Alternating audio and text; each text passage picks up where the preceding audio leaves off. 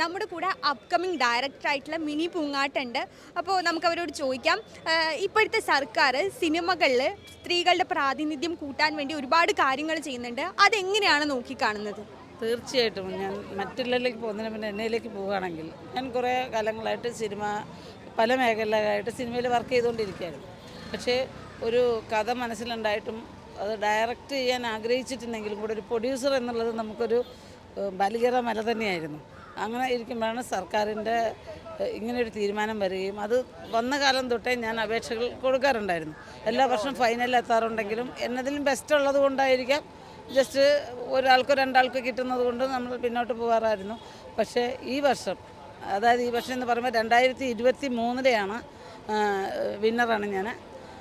അതിനുശേഷം റിസൾട്ട് വന്നിട്ട് നമുക്ക് ഈ 1.5 വർഷം എന്തുകൊണ്ടെന്ന് ചോദിച്ചാൽ നമ്മുടെ സർക്കാരിന് നേരിട്ട സാമ്പത്തിക പ്രതിസന്ധി അതുകൊണ്ട് മാത്രമാണ് ഇത്രയും ഡിലേ ആയത്.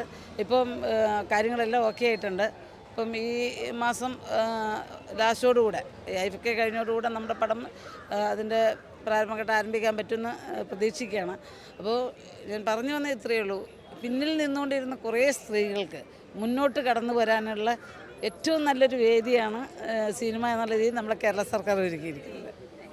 സിനിമയുടെ പേരെങ്ങനെയാണ്, എന്താണ് സിനിമയുടെ വിശേഷം, നമുക്കായി പങ്കുവയ്ക്കാൻ കഴിയുമോ കുറച്ച്? തീർച്ചയായും എൻ്റെ പടത്തിൻ്റെ ടൈറ്റിൽ കൂത്തെന്നാണ്. കൂത്തെന്ന് ഉദ്ദേശിക്കുമ്പം രാഘവ ചാക്യാർ എന്ന് പറയുന്ന ചാക്യാർ കൂത്ത് നടത്തുന്ന വ്യക്തിയും അദ്ദേഹത്തിൻ്റെ ഇന്ദുമതി എന്നുള്ള മകൾ നങ്ങ്യാർകൂത്ത് അവതരിപ്പിക്കുന്ന വ്യക്തിയും അവരും അവരുടെ ജീവിതവുമാണ് പറയുന്നത്. നമ്മൾ ചാക്യാർകൂത്തും നങ്ങ്യാർകൂത്തും മാത്രമല്ല, അവരൊരു ഗ്രാമത്തിലെ പ്രതിനിധികളാണ്. അവിടെ ഉണ്ടാകുന്ന നല്ലതും ചീത്തതുമായ പ്രശ്നങ്ങളും അവർ നേരിടുന്ന ബുദ്ധിമുട്ടുകളും. ഇന്ന് കലാകാരന്മാർക്ക് കല അവതരിപ്പിക്കാൻ വേദികളുണ്ടെങ്കിലും സാമ്പത്തികമായിട്ട് അവരത്ര ബെറ്ററല്ല എപ്പോഴും.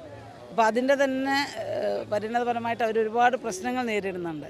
അത് കഴിഞ്ഞ് കുറേ നല്ലതിലേക്കും, കാരണം എൻ്റെ നായിക ലാസ്റ്റ് ഡോക്ടറേറ്റൊക്കെ എടുക്കുന്നതാണ്. കൂടിയാട്ടത്തിൽ ഡോക്ടറേറ്റ് എടുത്ത് നല്ല രീതിക്ക് മുന്നിട്ട് വരുന്ന ജീവിതം വിജയിക്കുന്ന ഒരു വ്യക്തിയായിട്ടാണ്, കഷ്ടപ്പാടുകളിൽ നിന്ന് വിജയിക്കുന്ന ഒരു വ്യക്തിയായിട്ടാണ് അവതരിപ്പിക്കുന്നത്.